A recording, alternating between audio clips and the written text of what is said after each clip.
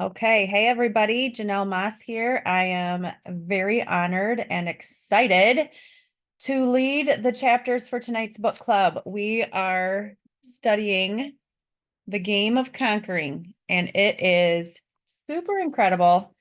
Talks a lot about being a victim versus being a survivor versus being a conqueror.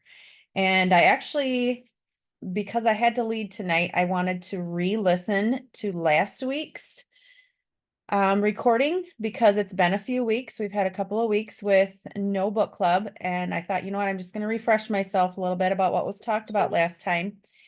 And somebody said something that really resonated with me on that. I don't know if you guys remember, but somebody shared that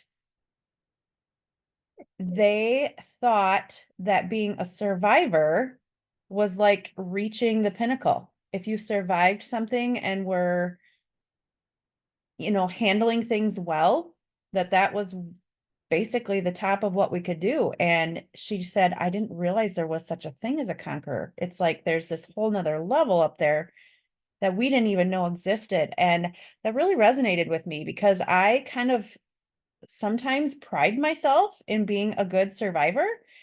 And sometimes I'm like, oh, gut check. Now I need to conquer. So here we go. Time to level up again. We never stop learning, right? So we're starting section 2 tonight, our greatest fears. And she does just a little bit of an intro about section 2, talks about fears. And is it a she or he? He, Rob. Sorry, Rob. Um, we are talking about just fears in general here. Having fears does not make you broken. Our success in life comes from recognizing our fears and learning how to deal with them, saying basically everybody's going to have fears. So let's figure it out. Let's not use it as a crutch. Let's not use it as an excuse. Let's figure it out. Let's find ways to use the fear to move forward with courage. And a lot of people, he said, don't move forward because they are afraid and they let their fears hold them back. And they really want their life to be different, but they aren't willing to do anything different to make the changes. I thought that was pretty accurate. Found myself in that same place many times. So I could definitely resonated with that. But giving up on your dreams has never solved your problems. So we have to choose, right? Are we going to figure out our fears and how to move forward, or are we going to let them stop us and never move forward? So focus on what you want. So we do get caught up in our fears at times. We get lost in the thoughts of fear. But the majority of our fears are actually imagined and not real. We think they are true, but even when we feel fear, it does not mean there is actual danger. So what are we focusing on? Are we focusing on fear or are we focusing on greatness? He also says fear is focusing on events that have not happened and are unlikely to ever happen. And I thought that was really, really good. So then chapter 6, we also read, and the title of it is Failure. And so that's actually one of a lot of people's biggest fear, right? Is failure. So I love that he kind of dove into this chapter. If you remember the first week of book club, I think we did the intro and then chapters 1 and 2. The second week we did chapters 3 through 5. This chapter is a little bit longer. And so he's just doing that little intro to the second section of the book. And then this chapter, chapter 6. I love that. I think we're going to have some good discussion on fear of failure tonight. So he says, everyone has failure. We all have failure. We all fail. It's how are we going to use that failure? Are we going to tie our worth into our success or failure? And will we always be afraid of failing? Failure is the sweat of success. Guess what? If we don't work hard, we're never going to get in shape, right? We got to eat healthy, exercise.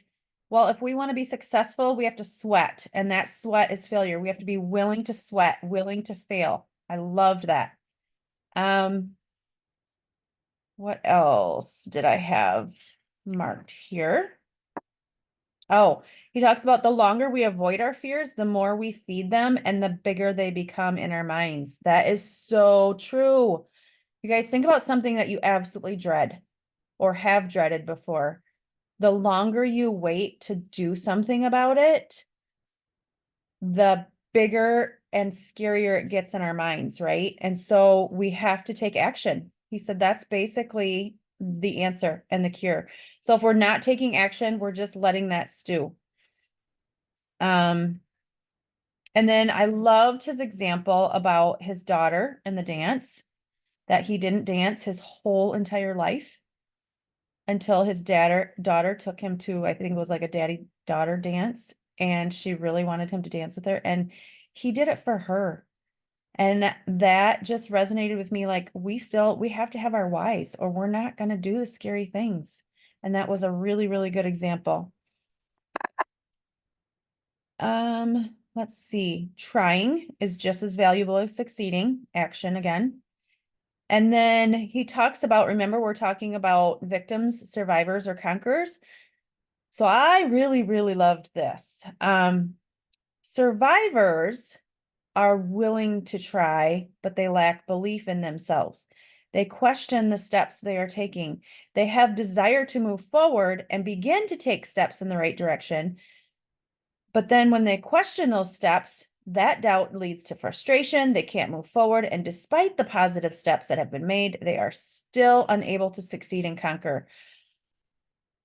I loved this paragraph because I feel like it applies so much to our businesses because there are so many people that get quote unquote stuck. They're like, I'm stuck. I'm stuck at silver. I'm stuck at gold. I'm stuck at senior gold.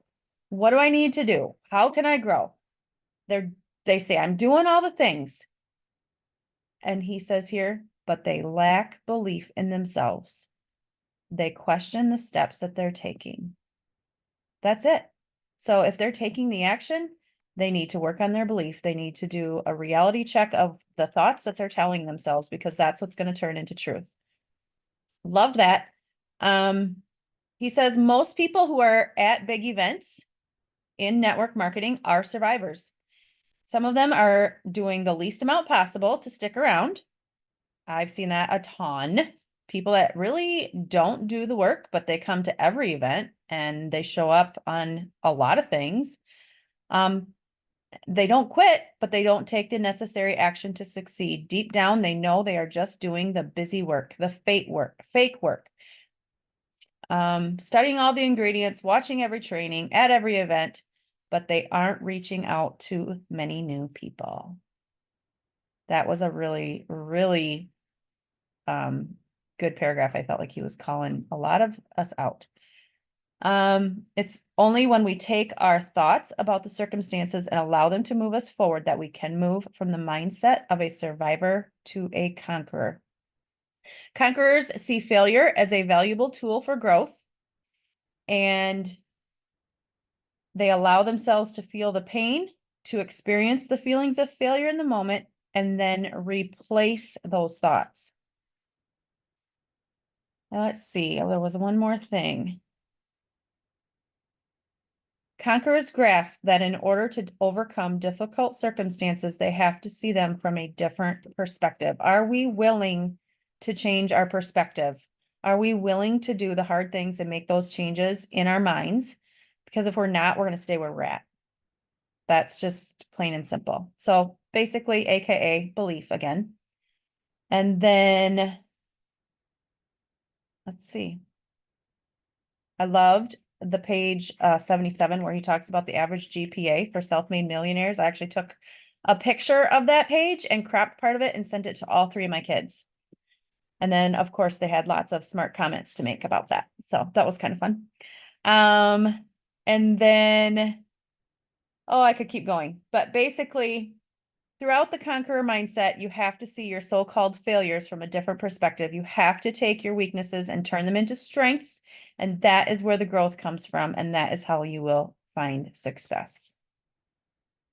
There's more, but I'm going to open it up. I want to hear what you guys have to say.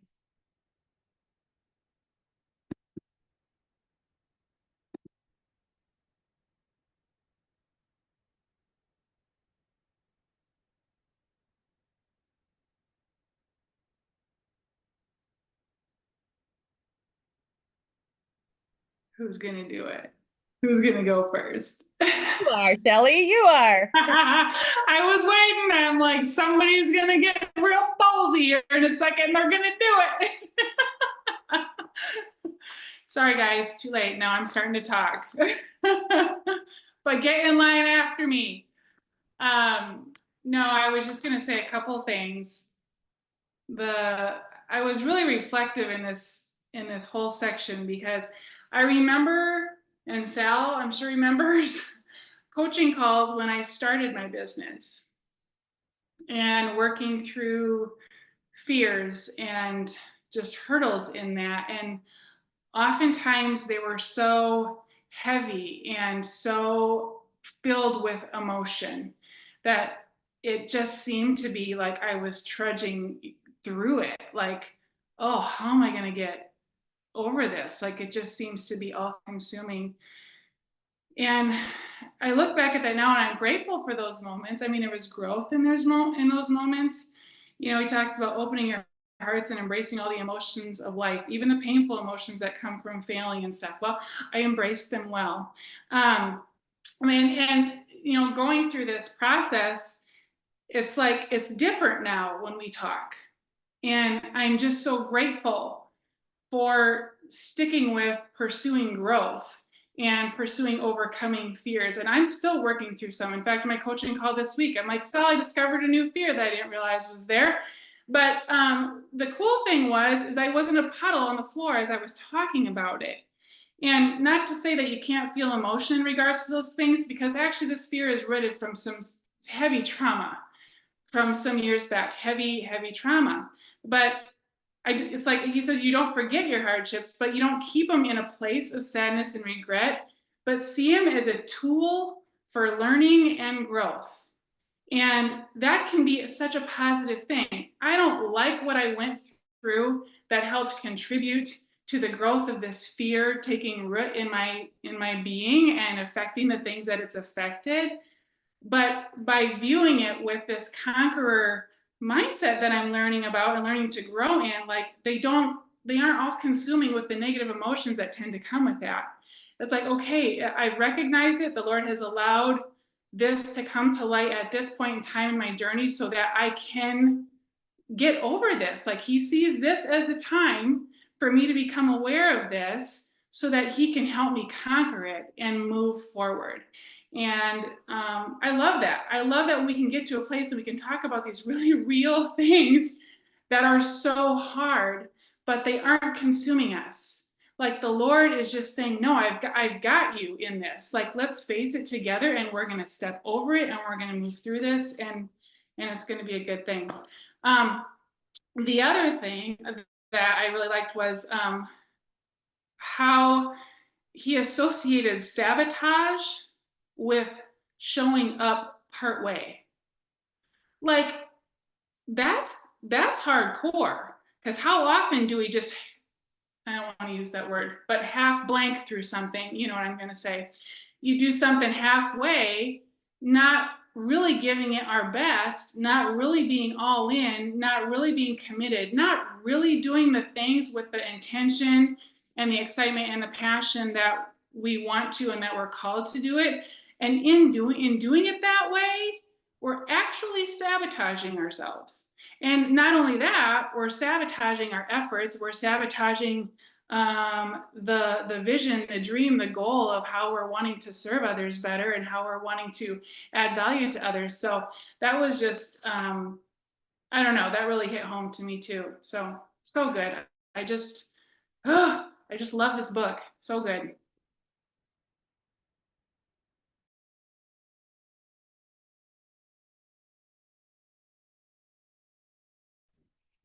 So I like the part where he talked about, I wasn't a good student. So especially math, which I can relate to, never liked that subject. But he had to pass this class, but instead of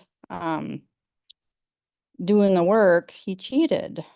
Which he said I'm not proud of,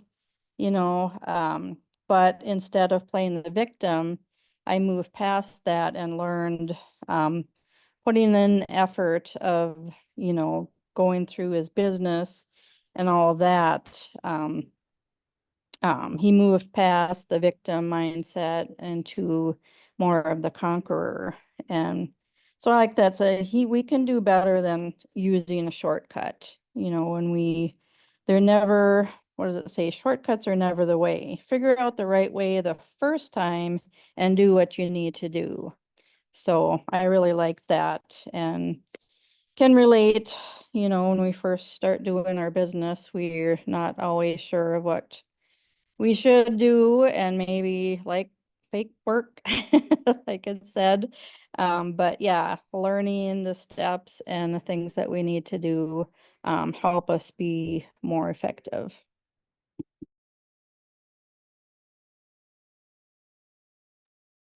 I love that, Lisa.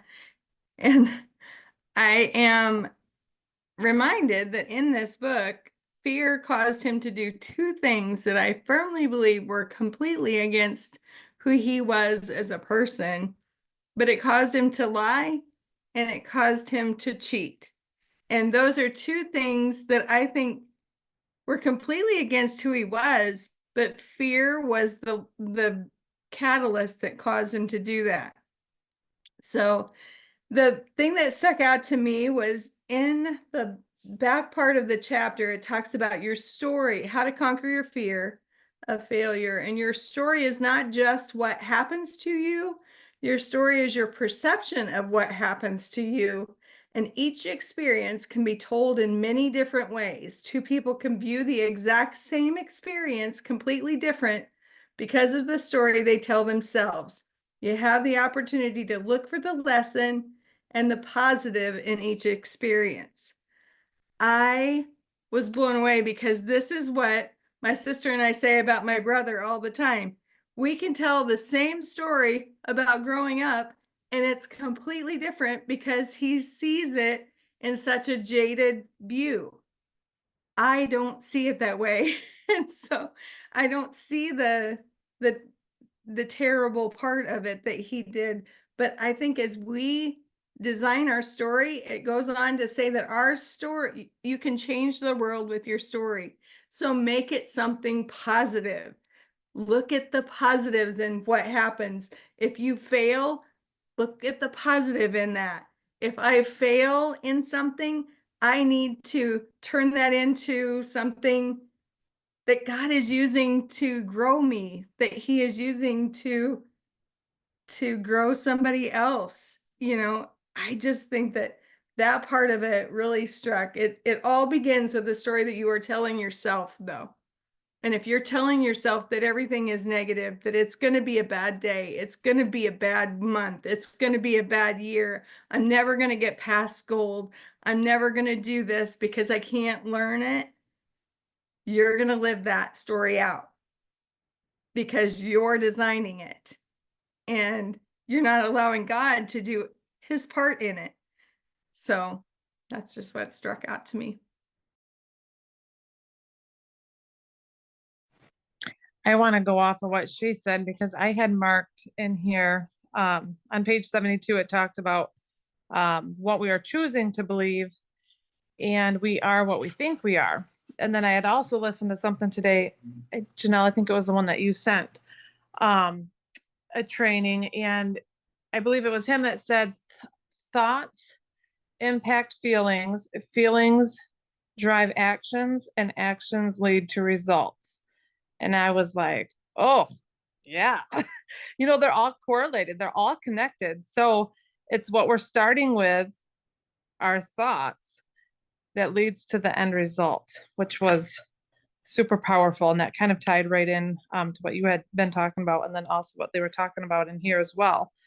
And then I also really liked on page 68 when in bold there, it had said, the longer we avoid our fears, the more we feed them and the bigger deal they become. And I just think, I mean, I have so far to go, but I just think back to like where I started and how true that is. Like for so many starting, you know, maybe that first post that you post is so scary.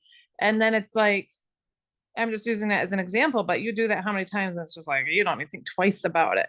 And that's just so applicable to so many things in our business. You know, that taking care of that fear is using action. You know, we have to kind of plow into that and do it more until we're comfortable with it. So, yeah, I had lots of things marked in this chapter. It was really good.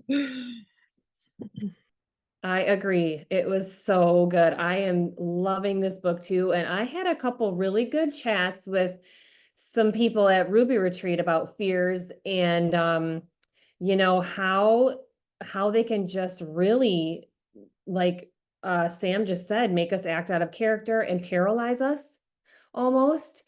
And it's just something that really, really needs to be shed some light on and brought to, you know, just say it out loud and speak it out loud. I think that's really important. Like if you are feeling afraid and you have ickies in your tummy and sweaty pits and all of the things that fear and the nervousness makes us feel, you got to speak it out loud. I'm afraid right now. This is what I'm afraid of. What's the worst that could happen, right? Talk it out. I think there is power in that. And the questions he asked you guys on 68, we have to all ask ourselves that. What are you failing at because you are too scared to try? And what would you try if you knew you could not fail? You really should just ponder that. I'm going to, and write that down. And because that is huge. And I really think that it leads to what he's talking about with survival mode, because the paragraph, the biggest paragraph in this whole chapter, I thought was on 72, when he talks about, Janelle spoke on this a little bit too, but you guys, it is so spot on. People that are at every event, they are doing some watching trainings, they are studying ingredients to the new products, but they are fake working. That is fake working because we are afraid to do the real work. That is fear, nothing else. That's what it is. Calling that out. You are not doing the real work because you're afraid. You're afraid of something. And so you've got to get to the root of what that is. What are you afraid of? Why are you afraid of speaking in book club? Why are you afraid of messaging your dream teamer that lives in your town that could kill this business? Why are you afraid of following up with the person for the 11th time? Why?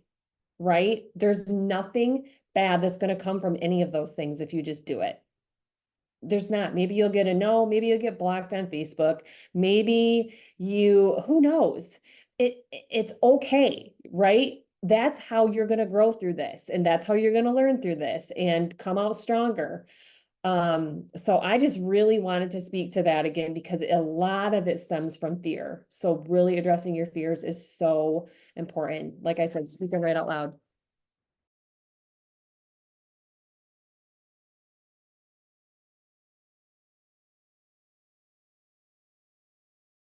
It comes back to that being self-aware, then, being aware of what fears you actually have. And, so sometimes if we don't take action, we have to ask, we can ask those questions. What are we afraid of? And, and he talks about it that, the cure for fear is action.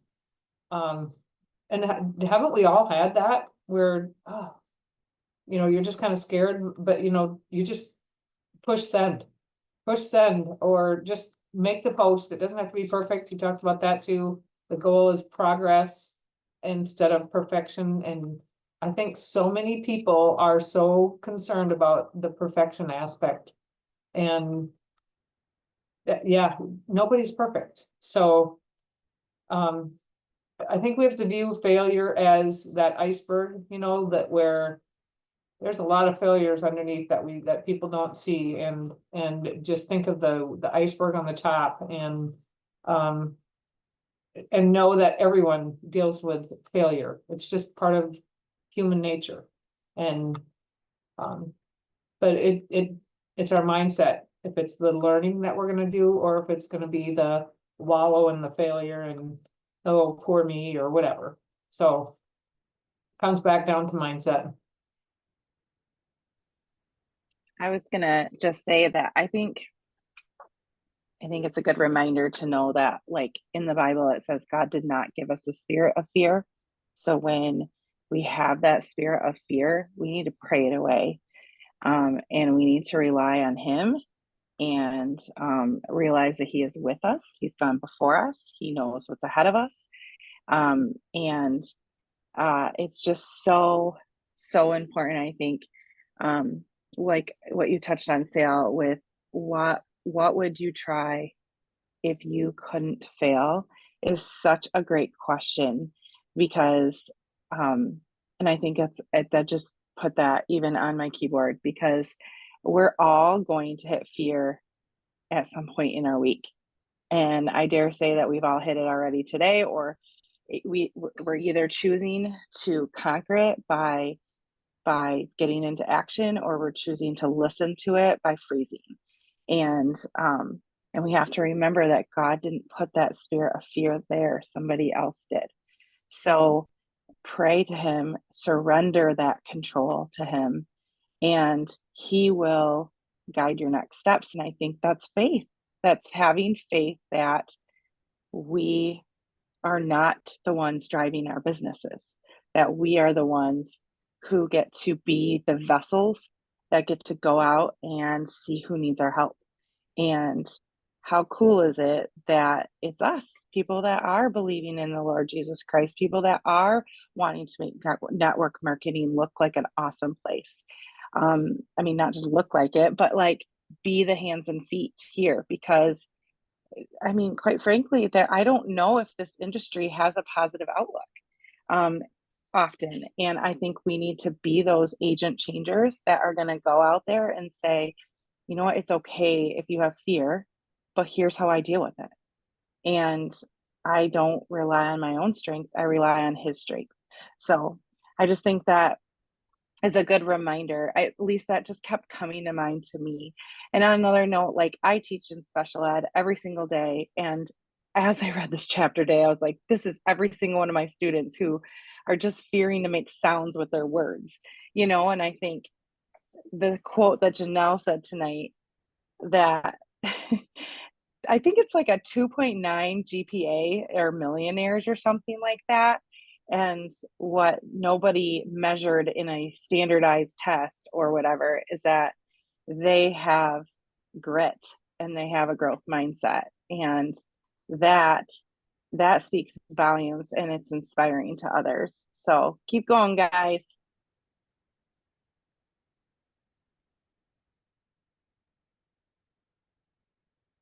Love that, Kristen. Thank you so, so much. Very inspiring. And I love how you are taking what we're learning here and applying it and moving that and passing that on, moving it forward. I mean, what a beautiful testimony of what teachers can do. And I mean, really, that's a picture of what we all can do, right?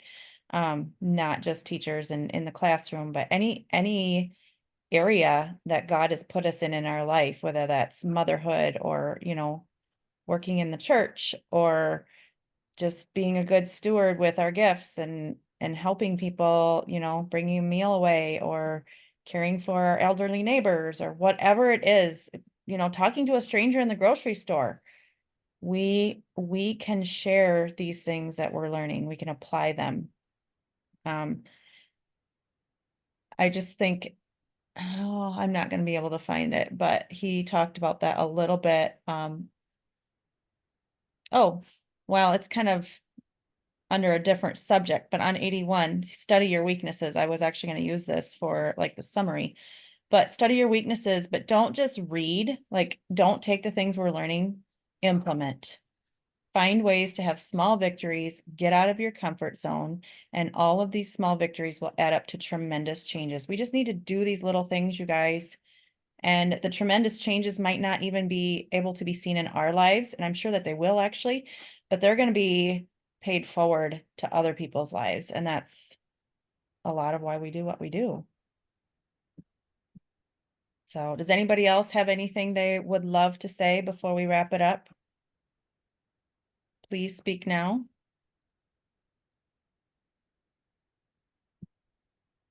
Yes, Chair, ripple effect. Thank you. Two good words for everything I was trying to say. All right, thank you all for hopping on. I just wanted to kind of give a recap of what he said at the end of the chapter. So basically, set attainable goals. These are in response to fear, right?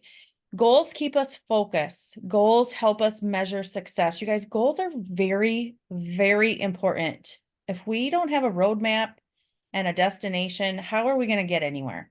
Those are our goals, okay? Change your story. Focus on your successes. This is the mindset piece. Retain the mindset of a winner. And I just talked about studying your weaknesses. I don't think we need to study and dwell on our weaknesses, but we do need to work on them.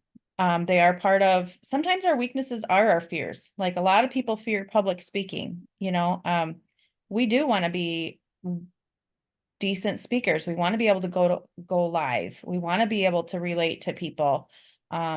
So, you know, if public speaking is a fear or even just connecting with people is uncomfortable, like those are things you need to study and work on, get out of your comfort zone. And then see the good. I had an instance not too long ago that I had to speak some, and it wasn't like a negative, but it was a hard truth. And I was worried for a little bit about how the other person would receive it. But then I actually got over that really quick because I thought, you know what? They can receive it as a victim or a survivor or a conqueror. Because it was said out of love and respect, and it was the right thing. And so I think we need to reflect on that ourselves. How not only are we acting, but how are we receiving? Are we receiving love and maybe some, you know, good feedback from people as a survivor or a victim or a conqueror? So anyway, just wanted to share that too. So thank you all again for hopping on. I love it that you make this a priority. That tells a lot about you and your efforts and your input and what you're doing for this business. So have a blessed rest of your night and a great week, you guys. See ya.